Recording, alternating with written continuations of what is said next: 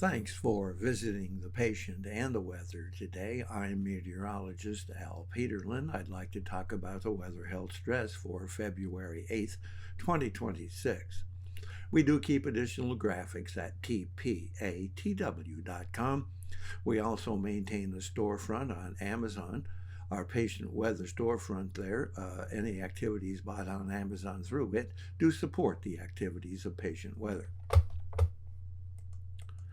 Looking at the surface map for the 8th, you can see that high pressure really dominates most of the country, but that frigid band of Arctic air is pushing right through the eastern third of the country. You'll note there is a little bit of more seasonal or warmer temperatures up here through the plains, and there is a new influx of moisture trying to push its way into the Pacific Northwest.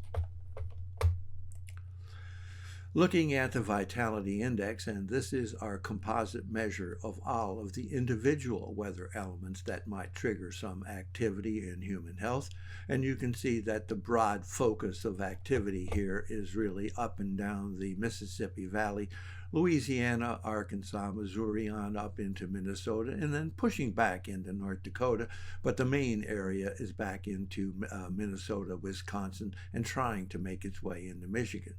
However, again, back to that frigid blast of cold air and rising pressure, the east course from Florida all the way up through Pennsylvania into New England.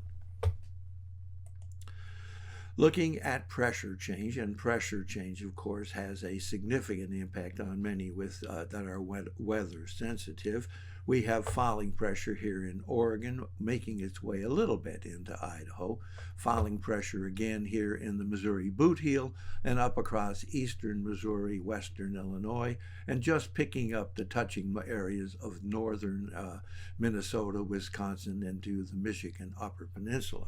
However, the story again is this rising pressure all the way from Florida up through the Carolinas, Virginia, into Maryland, really significant here in Pennsylvania, and then bursts into really significant rising pressure in New York and up through New England, especially Massachusetts, Vermont, New Hampshire, and into southern Maine. Looking at temperature change, and thank goodness that's rather heartening. It doesn't show the blast of cold air in the east because it's been here, and that means the change hasn't been that significant beyond Saturday. So we've got Saturday, Sunday terribly cold, but note we have some more rising temperatures here from the plains up to the Appalachians, across the Tennessee Valley, and up even around the Great Lakes. Dew point temperature reflecting much the same. We're trying to show that warmer temperatures trying to build their way from the plains.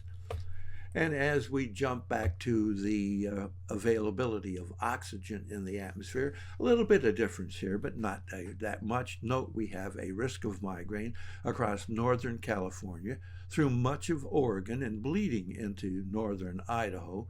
We do have a touch of migraine risk here in the Texas and Oklahoma panhandles. Note we have a risk of migraine across the panhandle of Florida, across South Carolina.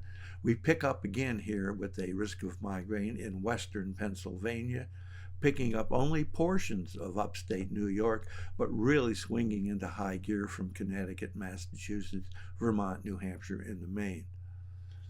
Thanks for visiting the patient and the weather. The rest of our risk here, of course, for the period is the asthma and arthritis risk, and this is the Mississippi Valley, Louisiana, the Great Lakes, and everywhere east, just to the Appalachians, Tennessee, Kentucky, Indiana.